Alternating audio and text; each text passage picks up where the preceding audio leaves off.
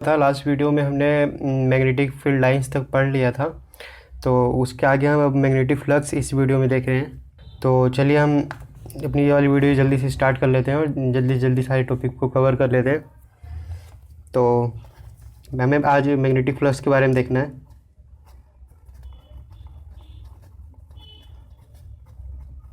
Magnetic flux, तो मैं इसके एक बार डेफिनेशन लिख लेता हूँ। वैसे मैंने पिछली जो बेसिक की वीडियो बनाई थी इलेक्ट्रिकल वाली, उसमें आपको इलेक्ट्रिक फ्लक्स के बारे में बताया था। तो इलेक्ट्रिक फ्लक्स और मैग्नेटिक फ्लक्स में कुछ ज़्यादा डिफरेंस नहीं है। अभी आपको मैं लिखता हूँ तो आपको वैसे ही समझ में आ जाएगा, समझाने की भी ज़रूरत नहीं पड़ेगी। इसे हम फाई से डिनोट करते हैं। तो the magnetic flux phi through any surface held, या फिर कैप्ट भी लिख सकते हैं, इन ए मैग्नेटिक फील्ड। मान लिया कि जो मैग्नेटिक फील्ड हमारी इंटेंसिटी उसकी मान लो बी है, तो is measured by the total number of magnetic field lines of force passing, या फिर क्रॉसिंग या फिर पासिंग, कुछ भी लिख सकते हो आप, पासिंग थ्रू द सरफेस। तो ये हमारी इसकी डेफिनेशन हो गई। और अगर मैं इसे समझने की बात करूँ तो मान लो ये हमारी कोई मैग्नेटिक फील्ड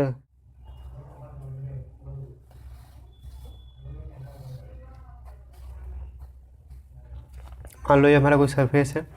तो मैग्नेटिक फ्लक्स जो होगा हमारा, इसके अंदर से जितने भी फील्ड लाइंस जो होंगी, मैग्नेटिक फील्ड लाइंस को क्रॉस करेंगे तो वो हमारा मैग्नेटिक फ्लक्स कहलाएगा। तो मान लो ये इसका एरिया ए है और इसकी जो फ्लक्स डेंसिटी है मान लो वो बी है। इसी मैग्नेटिक फील्ड की फ्लक्स डेंसिटी बी है, तो हमारा जो फॉर्मूला होगा फ्लक्स का वो हो जाएगा phi equals to B into में ए। अब आती है बात जो मैंने आपको पिछली बार भी वही बताया था कि अगर मान लो कि ये हमारा कोई सरफेस ऐसे है और हमारी जो फील्ड लाइंस हैं कुछ इस तरह से मान लो,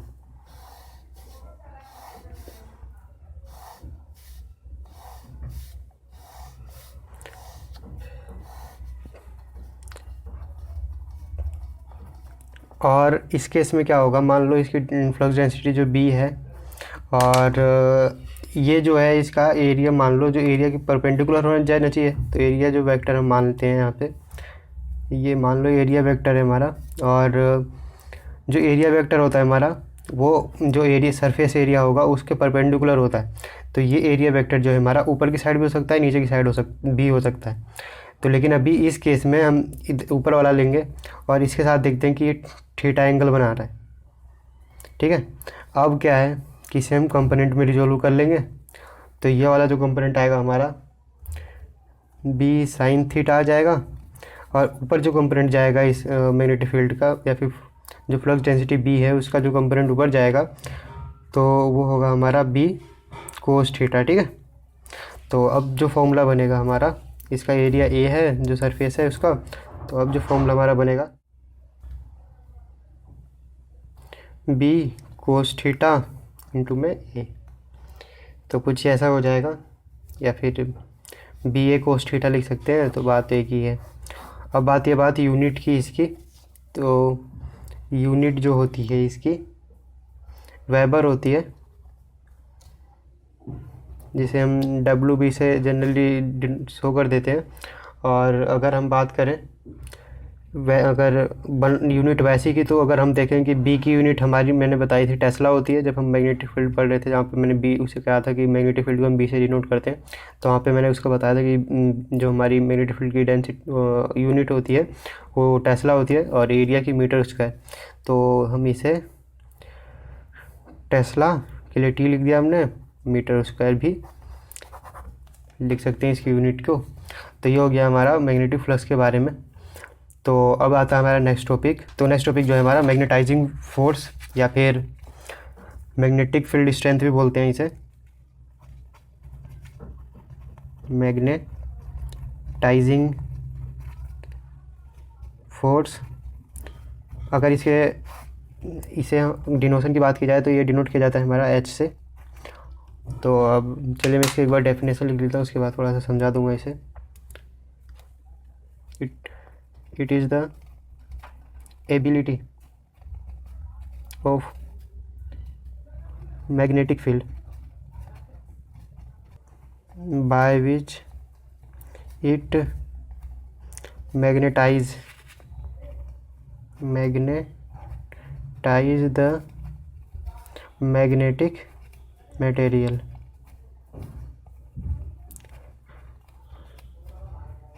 तो अगर हम इसके फॉर्मूले की बात करें, अभी मैं आपको ये समझाता हूँ, रिलेट करके आप समझोगे तो अच्छे से समझ में आ जाएगा ये। तो अगर मैं इसके फॉर्मूले की बात करूँ आपसे, तो हमारा जो बी बराबर होता है म्यू टाइम्स ऑफ एच के, इतना याद रखना आप। और जो हमारा एच होता है वो बराबर होता है हमारा जो एमएमएफ होता है उसका, किसी फील्ड का या फिर कोइल का जो एमएमएफ होता है, एमएमएफ मीन्स एनआई उसके। तो ये दो फॉर्मूले हो गए इसके लिए। तो अभी हम बात करते हैं परमिएबिलिटी की। फिर परमिएबिलिटी में आपको जब मैं उसे समझाऊंगा तो आपको एच का मतलब भी अच्छे से समझ में आ जाएगा, बी का मतलब भी अच्छे से समझ में आ जाएगा, जो हमारी फ्लक्स डेंसिटी या फिर मैग्नेटिक फील्ड थी उसका समझ भी आ जाएगा, ये मैग्नेटाइजिंग फोर्स जो है ये भी समझ में आ जाएगा। तो चलिए मैं स्टार्ट करता हूँ परमिएबिलिटी अपनी। अगर मैं बात करूँ परमिएबिलिटी, इसे हम म्यू से शो करते हैं। जैसे हमने अपने इलेक्ट्रोस्टैटिक वाले चैप्टर में, जो पहली बेसिक की वीडियो थी हमारी, जिसमें मैंने आपको इलेक्ट्रोस्टैटिक फोर्स या फिर इलेक्ट्रिक चार्ज वगैरह के बारे में बताया था आपको बेसिक से, तो उसमें मैंने आपको परमिटिविटी के बारे में बताया था। तो यहाँ पर सेम वैसे ही यहाँ पर परमिएबिलिटी होती है। तो अगर मैं इसकी बात करूँ, जैसे वहाँ पर मैंने बताया था कि एक हमारा मान लो एक मटेरियल है कोई, और ये कोई एक्सटर्नल मैग्नेटिक फ्लक्स सेटअप हो रखा है, ठीक है।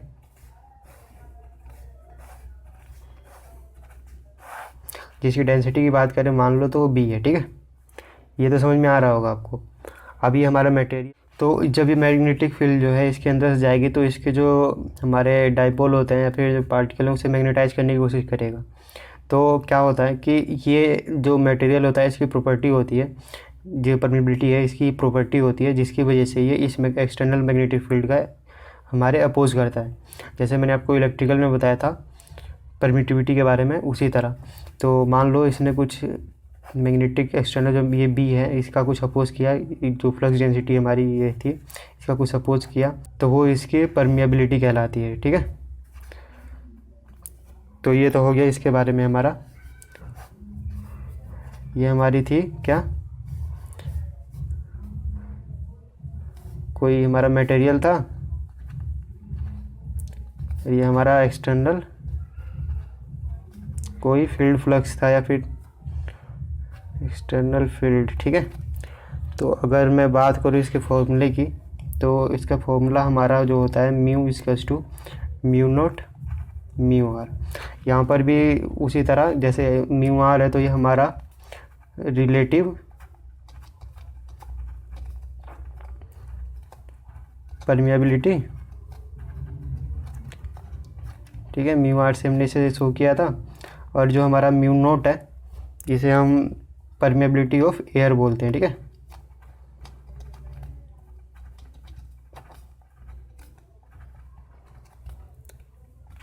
और अब इसकी बात करें तो इसे हम इसे एब्सोल्यूट परमिएबिलिटी बोल देते हैं। तो अगर मैं इसे समझाने की बात करूं आपको, कि जो मैं भी आपको बोल रहा था कि एच, म्यू और बी, ये अब हमारे पास तीन टर्म है यहाँ पर, ठीक है। जिसमें यह हमारी मैग्नेटाइजिंग फोर्स है, ये फ्लक्स डेंसिटी है हमारी, और ये म्यू जो है किसी मटेरियल की एक प्रॉपर्टी हो गई, ठीक है।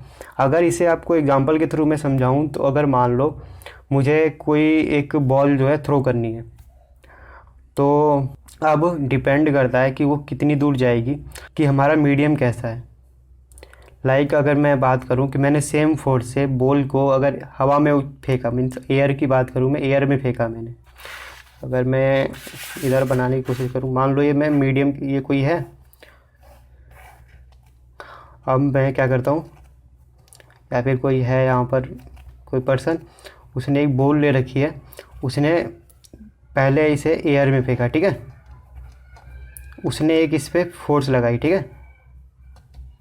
अब जो आती है बात भाई फोर्स, जो इनपुट है इसने इस बॉल को दिया, तो उसी तरह यहाँ पर ये हमारा एक इनपुट का काम करता है, ठीक है। एच मैग्नेटाइजिंग फोर्स, और म्यू जो है हमारा यहाँ पर, जैसे ये एयर है, ये हमारा मटेरियल है, उसकी एक प्रॉपर्टी है, और जो बी है हमारा, ये एक आउटपुट होगा, रिजल्ट होगा हमारा यहाँ। तो इसने मान लो बॉल थ्रो की एयर में पहले, तो वो मान लो 10 मीटर तक गई, ठीक है, और 10 मीटर बाद जाके वो ग्राउंड पे गिर गई, ठीक है। ये एयर की बात थी। अब यहाँ पर मान लो इनपुट ये था हमारा फोर्स, उसने कुछ फोर्स लगाई, मान लो कुछ कॉन्स्टेंट ही मान लो भाई 50 न्यूटन की उसने फोर्स लगाई, और इस बॉल को उसने थ्रो कर दिया, और वो बॉल जो है हमारी 10 मीटर तक गई, और उसके बाद एयर में, मतलब अभी एयर की बात कर रहे हैं नॉर्मल कंडीशन में, और वो गिर गई। अगर यही बात करें भाई कि हमने सेकंड कंडीशन में क्या किया कि हमने एयर की जगह उसे हमने वाटर में खड़ा कर दिया, पानी में खड़ा कर दिया, ठीक है। अब क्या किया हमने, बस मीडियम को चेंज कर दिया। अभी भी हमने कहा कि भाई तू एक काम कर, इसे सेम फोर्स से फेंक, सेम फोर्स से फेंक, तो क्या अब बॉल उतनी दूर जाके गिरेगी? नहीं ना। अब पानी में जो उसका मटेरियल है, मीडियम जो है, वो तो चेंज हो गया, उसकी वजह से क्या होगा, अब बॉल जो है शायद 7 मीटर या फिर 8 मीटर पे ही गिर जाए हमारी। अब मैं क्या करता हूँ भाई, मैंने कहा कि एक काम कर, तू चल इस वाटर की जगह मैंने कोई एक गाढ़ा सा तेल ले लिया, ठीक है, ऑयल। तो अब मैंने बोला कि भाई सेम फोर्स से तू एक काम कर, बॉल को थ्रो कर।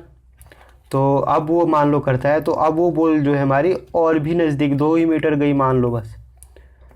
तो हम क्या देखते हैं कि इसी तरह यहाँ पर एच जो है हमारा एक इनपुट होगा, जो कि हमारे बी के सेटअप के लिए काम आएगा। अब म्यू जो होगा इसका अपोज करेगा, जैसे यहाँ पर मीडियम पे डिपेंड कर रहा था ना कि ये हमारी उसका आउटपुट हमारा कि फाइनल जो हमारा रिजल्ट है कितनी दूर बॉल जाएगी, वो किस पे डिपेंड कर रही थी, मीडियम पे। उसी तरह कि हमारी जो फ्लक्स डेंसिटी या फिर मैग्नेटिक फील्ड कितना सेटअप होगा वो किस पे डिपेंड करेगा, वो डिपेंड करेगा इस म्यू पे। ये अब कि ये म्यू जो है उस मीडियम की जो प्रॉपर्टी है वो इस एच का, मीन्स मैग्नेटाइजिंग फोर्स का कितना अपोज करती है। अगर कम अपोज करेगी मीन्स कि उसमें ज़्यादा भी सेटअप हो जाएगा, मीन्स ज़्यादा फ्लक्स सेटअप हो जाएगा उसके अंदर। अगर ज़्यादा अपोज कर देगी तो कम होगा ये इसमें सेटअप। तो यही है। और अगर मैं यहाँ पे बात करूँ म्यू आर की वैल्यू जो एयर के लिए होती है 1 होती है। और तो ये इसके बारे में था। अच्छा, ये समझ में आ गया होगा आपको कि म्यू और एच और बी तीनों क्या मतलब था यहाँ पे। उसी तरह मैंने क्या बोला कि एच जो है हमारी एक, इस जो फील्ड है उसकी एक, समझ लो ये इसकी इनपुट है, मीन्स ये इसको सेटअप कराने के लिए एक फोर्स है, जिसे मैंने आपको बताया कि मैग्नेटाइजिंग फोर्स थी ये, जिसे हम कई बार ये आपको मैग्नेटिक फील्ड स्ट्रेंथ भी बोलेगा कि उसकी कितनी स्ट्रेंथ है किसी चीज़ को मैग्नेटाइज करने के लिए, मैग्नेटिक फील्ड स्ट्रेंथ, ठीक है। और यहाँ पर मैंने आपको यहाँ पे बोल दिया था ये एमएमएफ है। एमएमएफ जो है किसी हमारी सर्किट में, जो मैं आपको पहले भी बता रहा था कि किसी कंडक्टर में हमारा करंट पास होता है तो वहाँ पर हमारा एक फ्लक्स बनता है, वो बताया था मैंने आपको। तो वहाँ पर जो फ्लक्स होगा उसको सेटअप कराने में हमारे मेन काम जो फंक्शन होता है एमएमएफ का होता है। जैसे एक इलेक्ट्रिकल सर्किट में जो हमारा करंट फ्लो करता है वो इलेक्ट्रोमैग्नेटिक फोर्स, जिसे ईएमएफ बोलते हैं, उसकी वजह से होता है। उसी तरह एक मैग्नेटिक सर्किट में जो हमारा फ्लक्स फ्लो होता है या फिर फ्लक्स जो सेटअप होता है उसके अंदर, वो हमारा एक एमएमएफ की वजह से होता है। और उसे हम एन मीन्स जितने ये मान लो ये टर्न्स बने हुए हैं इसके यहाँ पे कुछ इस तरह से, वो हो गए, और आई जो इसके अंदर करंट का मैग्नीट्यूड होगा जो फ्लो हो रहा होगा वो होगा। ठीक है, तो ये हमारा था एमएमएफ के बारे में। और ये एच जो है हमारा इसके बराबर भी होता है, तो मैंने आपको एडिशनली लिखवा दिया बस। मुझे नहीं लगता ये शायद ज़रूरत पड़ेगी भी, आपको इसकी ज़रूरत पड़ सकती है। इसके बारे में थोड़ा सा और मैं बता देता हूँ, रिलेटिव परमिबिलिटी और परमिबिलिटी ऑफ एयर के बारे में। चलिए मैं नेक्स्ट पेज पे चलता हूँ फिर अपने। तो मैंने क्या बोला अभी किसके बारे में, relative permeability, relative permeability mu. ठीक है, अब मैं म्यू आर। तो जैसे मैं यहाँ पे आपको एग्जांपल दे रहा था ना कि भाई मान लो वैसे ही यहाँ पर क्या बोलेगा, ये रेशो है, सेम मैग्नेटाइजिंग फोर्स लगाई है हमने पहले उस मटेरियल में जो उसकी फ्लक्स डेंसिटी सेटअप हुई, उसके अपॉन में उसी फोर्स से हमने एयर में हमने फिर ये जो मैग्नेटिक डेंसिटी वो प्रोड्यूस करने की कोशिश की, तो वहाँ पर कितनी हुई उसका रेशो होगा। मैं क्या बोल रहा हूँ, मैं एक बार लिखता हूँ फिर एक बार आपको दोबारा एक्सप्लेन करता हूँ, इसे मैं अच्छे समझ में आ जाएगा फिर आपको। तो ratio of flux density B1, इसे हम B1 नाम ले लेते हैं क्योंकि हम इसे लिखेंगे कि produce in material, produced in, जिस मटेरियल की बात कर रहे हैं या फिर जिस मीडियम की बात कर रहे हैं उस मीडियम की बात हो रही है यहाँ पे, दैट मीडियम या फिर मटेरियल लिख लेता हूँ मैं, material to the flux density B2। अब ये जो B2 है same produced in the in vacuum by the same magnetizing force मान लो H। ठीक है, मीन्स हमने H मैग्नेटाइजिंग फोर्स हमने लगाया और उससे पहले हमने उस मटेरियल में लगाया, उससे जो हमारा मैग्नेटिक फ्लक्स डेंसिटी जो हमारी सेटअप हुई, मैंने आपको मैग्नेटिक, इसे फ्लक्स डेंसिटी बोल लो, मैग्नेटिक फील्ड बोल लो, जो सेटअप हुई अपॉन में फिर हमने उसी फोर्स को एयर में जितना लगाया और जिस उसकी वजह से जितनी एयर में फ्लक्स डेंसिटी हमारी प्रोड्यूस हो गई उसका रेशो क्या कहलाएगा, हमारा रिलेटिव परमिबिलिटी। यहाँ पे अगर मैं इस एग्जांपल के लिए लिखूँ तो ये हो जाएगा हमारा B1/B2 करके। ठीक है, और अगर इसकी यूनिट की बात की करें तो क्या होगा, यूनिट टेस्ला B को हम तो टेस्ला में नापेंगे, तो टेस्ला कैंसिल, तो यहाँ पे नो यूनिट होगी, इसकी यूनिट नहीं होगी, रिलेटिव परमिएबिलिटी की यूनिट नहीं होगी। जैसे वहाँ पर हमारी रिलेटिव परमिटिविटी की यूनिट नहीं थी उसी तरह यहाँ पर इसकी भी नहीं होगी। अब आती है बात भाई, ये तो इसकी बात हमने अब कर ली, और ये इसके लिए मैंने बताया आपको कि ये एयर के लिए इसकी वैल्यू हमारी 1 हो जाती है, ये भी बता दिया आपको। ये परमिबिलिटी ऑफ एयर होती है जिसकी वैल्यू मैं आपको यहीं पर लिखवा देता हूँ, तो इसकी वैल्यू हमारी 4 पाई इंटू में 10⁻⁻7 होती है, और इसे इसकी यूनिट हम Henry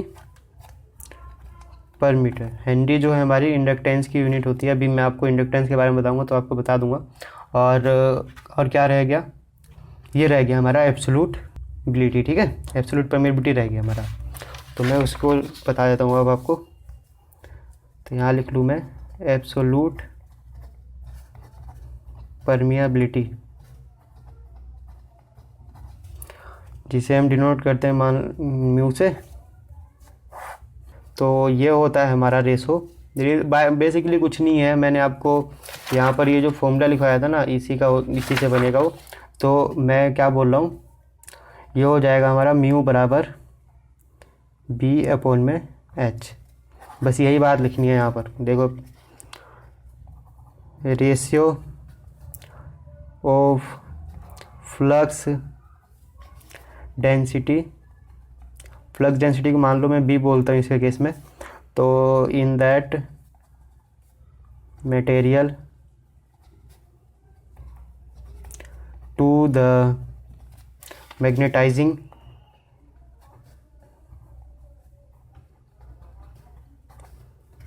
force let's say it's H. Okay, then producing that flux density.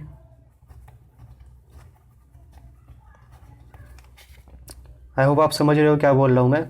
यहाँ पर मैंने बोला कि इस डेफिनेशन में क्या बोला मैंने कि देखो जो फ्लक्स डेंसिटी बी है उसे प्रोड्यूस करने में हमने जितनी मैग्नेटाइजिंग फोर्स लगाई थी ये उसका रेशो होती है बी बाय एच। अगर मैं यहाँ पर आप एक और चीज़ बोलूँ आपको कि बी जो है हमारा, आपको अब इतना तो पता चल गया होगा क्यों हम बी को हम बार बार फ्लक्स डेंसिटी भी बोल रहे हैं। क्या हम इसे ऐसे लिख सकते हैं बी को अब B equals to 5/A flux पर यूनिट एरिया, तो ये डेंसिटी हो गई, इसीलिए हम इसे मैग्नेटिक फ्लक्स डेंसिटी बोल रहे हैं बार बार। आई होप ये समझ रहे हो क्या बोल रहा हूँ मैं। तो आपको वो हमारा मान लो मैग्नेटिक फ्लक्स डेंसिटी बोलता है, मैग्नेटिक फील्ड डेंसिटी बोलता है, मैग्नेटिक फील्ड बोलता है, तीनों केस में सेम चीज़ बी की बात कर रहा है वो। ठीक है, ये हो गया हमारा इसके बारे में। और अगर मैं बात करूँ इसके लिए मैंने बता ही दिया आपको कि एच को वो मैग्नेटिक फील्ड स्ट्रेंथ भी बोल सकता है और मैग्नेटाइजिंग फोर्स भी बोल सकता है। और यहाँ पर वैसा तो अब कुछ है नहीं, अब आपको इधर और कुछ नहीं, तो अब आपको इंडक्टर के बारे में बताता हूँ मैं आपको। इंडक्टर, तो इंडक्टर बेसिकली कुछ नहीं, बस हमारा वायर ही होता है और उसे हम कोइल के रूप में ऐसे बना लेते हैं, तो ये हमारा इंडक्टर बन जाता है। अब क्या होता है कि अगर हम यहाँ पे पोटेंशियल लगा के अप्लाई करके पोटेंशियल इसके, और अगर इसमें करंट फ्लो कराते हैं, तो मैं आपको पहले भी बोल सकूँ यहाँ पर क्या होता है मैग्नेटिक फील्ड सेटअप हो जाता है।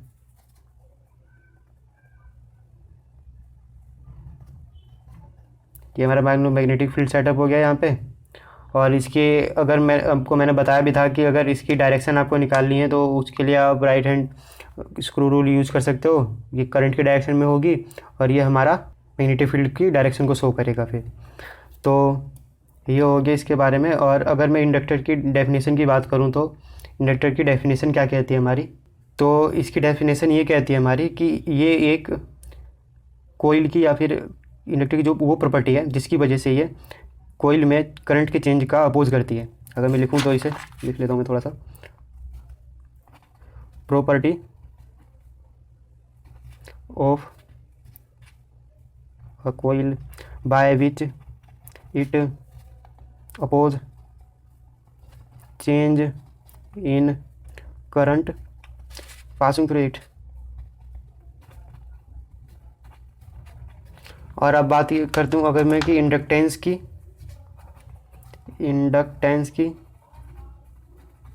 तो इंडक्टेंस जो है हमारी एक एबिलिटी होती है एक इंडक्टर की, यहाँ पर वो उसकी प्रॉपर्टी थी। इंडक्टेंस जो है हमारी एक इसका मेज़र है, मीन्स उसकी एक एबिलिटी है जिसकी वजह से वो इसके अंदर करंट के चेंज होने का अपोज करता है।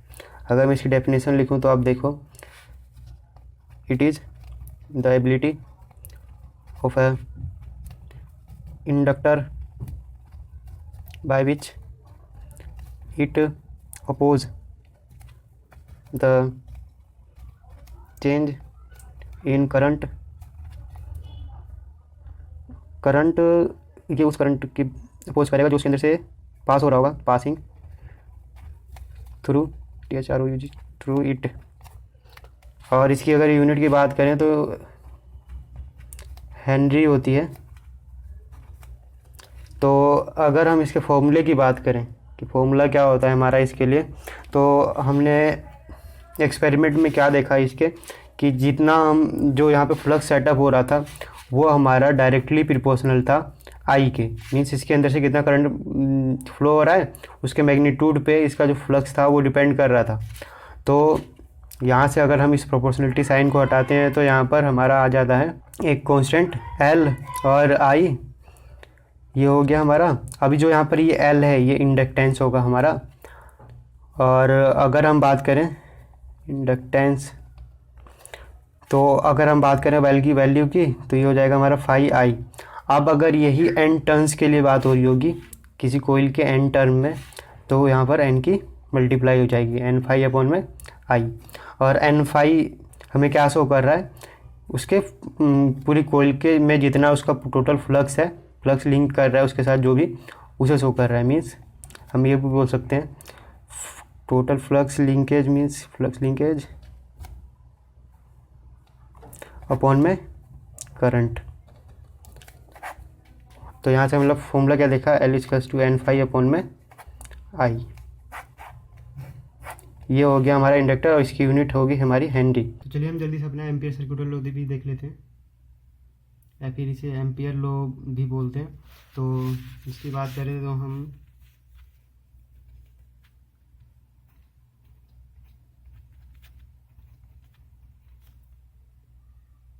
एम्पियर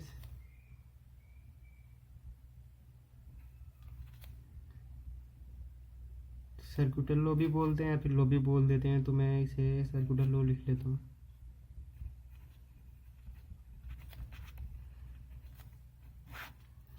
तो अगर इसकी डेफिनेशन की बात करूँ, कुछ नहीं है एक्चुअली, मैं आपको बताऊँ तो होता क्या है एक्चुअली, कि मान लो यहाँ पर एक कोई कंडक्टर है, इसमें से एक आई करंट कोई फ्लो कर रहा है मैग्नीट्यूड का, तो ठीक है। तो ये क्या कहता है लो हमारा, कि मान लो हम कोई क्लोज लूप ले लेते हैं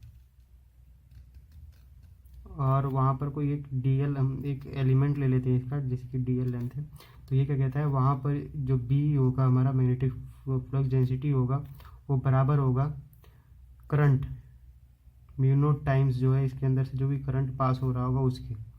मीन्स मैंने क्या बोला, जो एक्चुअली ये बोलता है कि close linear integration of magnetic field, linear integration of magnetic field means B D L, ठीक है। डी एल ये लेंथ हो गई, इतने के थ्रू इसकी बात कर रहे हैं यहाँ से। और ये लूप जो है हमारा, कितना करंट इसके अंदर से पास हो रहा है, फिर थ्रेड हो रहा है यहाँ से कितना करंट हो रहा है, तो वो अपॉन में म्यू नॉट टाइम। म्यू क्या है हमारी इस मीडियम की परमेबिलिटी, ठीक है। तो मैं चलिए लिख देता हूँ इसका लो बस, according to this law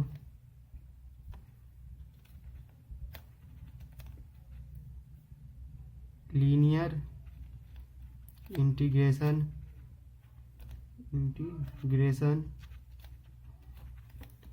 of magnetic field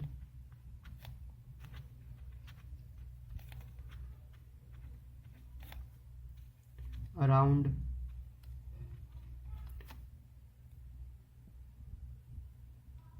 any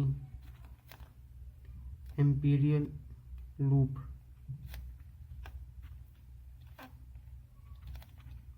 अब ये एम्पीरियन लूप की बात आती है, तो एम्पीरियन लूप कुछ नहीं है भाई, एक बस क्लोज लूप होता है, ठीक है।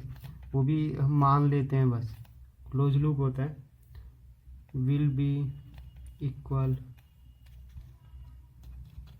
To mu times of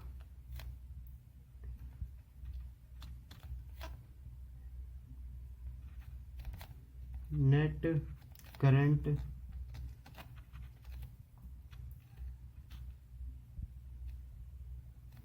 thread in the loop. मीन्स यहाँ से जो पास होगा, तो मैं पासिंग लिख लेता हूँ, पासिंग थ्रू लूप।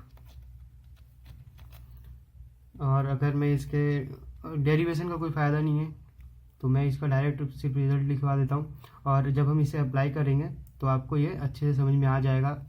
तो बस यहाँ पर क्या बोलते हैं, जो हमारे एम्पियर सर थे उन्होंने क्या कहा कि भाई, जो मान लो हमारा एक कोई कंडक्टर है, उसमें से एक करंट आई फ्लो हो रहा है, और हमें उसकी कुछ दूरी पे, मान लो यहाँ पे हमें कोई एक करंट निकालना है, तो वहाँ पर हम क्या करते हैं, एक क्लोज लूप मान लेते हैं, ठीक है।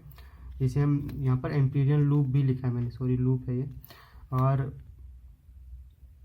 जितनी जगह पे हमें निकालना है, मीन्स हमें मान लो यहाँ पे छोटा सा एलिमेंट ले लिया डी एल, ठीक है, उतनी की जगह के लिए। तो जो उस यहाँ पे मैग्नेटिक फील्ड का जो लीनियर इंटीग्रेशन होगा ना,